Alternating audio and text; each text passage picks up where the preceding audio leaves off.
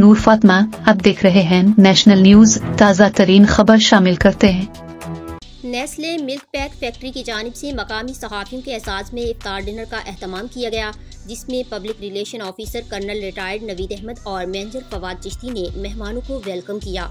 इस मौका पर कर्नल नवीद अहमद और मैनेजर फवाद चिश्ती ने सहाफ़ियों से गुफ्तगू करते हुए कहा कि इफ्तार डिनर का मकसद सहाफ़ियों और फैक्ट्री मैनेजमेंट के माबैन खुशगवार ताल्लुकात उस्तवार करना है और फैक्ट्री मैनेजमेंट ने हमेशा की तरह सहाफ़ियों के एजाज़ में इफ्तार डिनर का एहतमाम करके अपनी पुरानी रिवायात को कायम रखा है, ताकि गुज़िश्ता कई सालों से शुरू किया जाने वाला ये सफ़र तसलसल से जारी रह सके। इस मौका पर कर्नल नवीद अहमद और मैनेजर फवाद चिश्ती ने कहा कि खानेवाल के सहाफ़ियों पर मुश्तमिल ये गुलदस्ता बनाया गया है, जिसमें हर रंग और मुख्तलिफ खुशबुओं के फूल सजाए गए हैं।